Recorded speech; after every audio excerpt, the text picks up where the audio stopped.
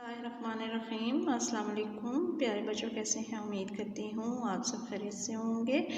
मैं आपकी उर्दू की टीचर हूँ और जैसा कि मैंने आपको ये 9th क्लास का लेक्चर नंबर 3 है और जैसा कि मैंने आपको लेक्चर 2 में बताया है, जुमला इस्मिया और फ़ेलिया में फ़र्क बताया है। और उससे पहले मैंने फ़र्स्ट लेक्चर में आपको जुमला इस्मिया और फ़ेलिया की तरकीबें नहवी करवाई है। ठीक है, आज हम जो है वो पढ़ते हैं। मैं आपको बताती हूँ कि ख़तूत नवीसी क्या होती है।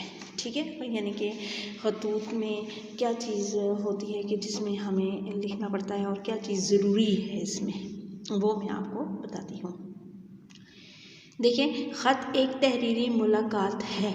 ठीक है, क्या है? ख़त एक तहरीरी मुलाकात है जिससे हम अपने हालात एक दूसरे को बताने में इसी वजह से ख़त को आधी मुलाकात कहा जाता है। ठीक है, ये लिखा हुआ है, ख़त को आधी मुलाकात कहा जाता है। अगरचे हम एक दूसरे को देख नहीं पाते मगर ये अपने और दूसरे के हालात से आगाह हो जाते हैं। ठीक है बच्चों, देखें, अब ख़त ऐसा ज़रिया है, मुलाकात का एक ज़रिया बन जाता है। ख़त से हम लोग यानी कि अपने हालात दूसरे को बता सकते हैं और दूसरे के हालात हम वो जब ख़त लिखेगा हमें तो हमें उसके हालात से हम आगाह हो जाएंगे। हमें पता चल जाएगा कि इसके हालात कैसे हैं, या हम अपनी फ्रेंड से, अपने यानी कि दोस्त अहबाब से हम अपने दुख वगैरह शेयर कर सकते हैं। इसको आप इस सेंस में कह लें। ठीक है, उसके बाद सेकंड नंबर पर क्या है? ख़त लिखते वक्त यूँ समझिए कि आप जिसे लिख रहे हैं, आप जिसे ख़त लिख रहे हैं वो आपके सामने बैठा हुआ है और आपकी बातें गौर से सुन रहा है। ठीक है, इसलिए इसकी बुजुर्गी या खुर्दी का लिहाज रखते हुए बात करनी चाहिए। अब ये भी है कि जब ख़त लिखते हैं तो हम लोग सामने देखकर यानी कि आप उस शख्स को या उस चीज़ को आप जहन में ले आते हैं कि इसमें क्या है कि क्या नहीं। ठीक है, वो सामने है और उससे हमने क्या बात करनी है, क्या नहीं करनी। ठीक है, नंबर 3 पे देखें, जो कुछ आप लिखना या कहना चाहते हैं वो मुख्तसर अल्फाज में लिखें ताकि अपना और दूसरे का वक्त ज़ाया ना हो। ये भी चीज़ है कि आप लोगों ने ख़त लिखते वक्त ये ध्यान लाजमी रखना है, ये नहीं कि आपने फजूल जनाब उसमें कर देना है कि ये हो गया, ऐसे हुआ, ऐसे हुआ, ऐसे हुआ। ये नहीं, आपने मकसद वाली बात लिखनी है उसमें, यानी टू द पॉइंट आपने बात लिखनी है, मकसद वाली बात लिखनी है कि उसमें आपने जो उसको कहना चाह रहे हैं, जो जिस चीज़ के बारे में आप उसको समझाना चाह रहे हैं उसके बारे में आपने लिखना है। ठीक है, जैसे आप छोटे भाई को अगर ख़त लिखेंगे, उसको नसीहत, हम उसका ख़त लिखेंगे तो उसमें उसकी नसीहत की बातें हम लिखेंगे, हम उसे और एक्स्ट्रा कोई चीज़ ऐसी बात नहीं लिखेंगे। ये चीज़ है कि आपने इसमें लेटर में जो यानी कि ख़त में जो लिखना है वो आपने टू द पॉइंट लिखना है, यानी कि आपने जो लिखना है वो आप देखेंगे ऊपर जिस चीज़ के बारे में बताया पूछा गया है आपने उसके बारे में लिखना है। सही है, ख़त में कोई फजूल बात ना लिखें, मतलब की बातें लिखें और जो कुछ लिखें साफ़ और खुश ख़त लिखें। ये चीज़ भी है कि साफ़ सुथरा लिखना है और खुश ख़त लिखना है और फजूल बात कोई नहीं लिखनी। ये मैं आपको ऊपर बता चुकी हूँ। ख़त को छोटे छोटे जुमलों में मरतब करना चाहिए। लंबे फ़िक़रात अक्सर उलझन का बाइस होते हैं। तहरीर में भद्दापन पैदा हो जाता है। अब कैसे कि लंबे लंबे जब हम लोग लाइनें लिख देंगे कि ये हुआ, ये हुआ, ये हुआ, वो पूरी डिटेल लिखेंगे तो वो फिर वही क्या है कि तहरीर यानी कि वो जुमला जो है वो जुमला नहीं कहलाएगा। ठीक है, वो एक अजीब सा यानी कि जब वो कह पूरा वो एक 2 लाइनों में अगर आपकी एक सतर ख़त्म हो रही है तो वो नहीं कहलाएगी। ख़त के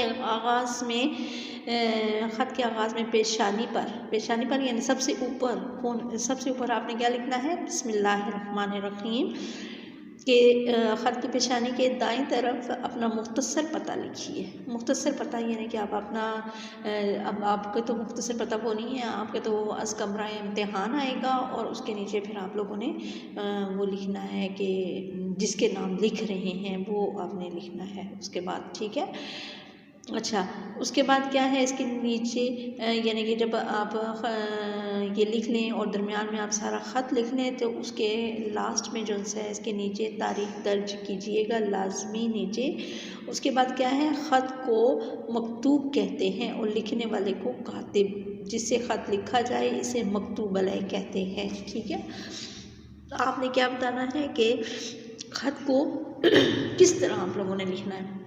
आज कमरा इम्तिहान, नीचे डेट डालनी है, उसके बाद जिसके नाम लिख रही हैं वो लिखना है, उसके बाद उसमें कोमा डालना है और फिर नीचे आपने अस्सलाम वालेकुम के साथ फिजाइया निशान लाजमी डालना है। फिजाइया निशान जो है वो आप डालेंगे और उसके बाद फिर आप उसके नीचे शुरू करेंगे और आपने ज़्यादा लंबा और वो नहीं लिखना। जो चीज़ आपसे पूछी जा रही हो उसके मुतालिक आपने बताना है कि इसमें ये पूछा जा रहा है, इसमें भाई को नसीहत की जा रही है तो नसीहत के बारे में लिखना है। अम्मी की बीमार पुरसी के बारे में ख़त है तो बीमार पुरसी के बारे में आपने ख़त लिखना है। यौम आज़ादी के बारे में ख़त है तो आपने यौम आज़ादी का हवाला देना है। ठीक है, आपने खुद से कुछ नहीं करना, ये नीट एंड क्लीन काम कीजिएगा।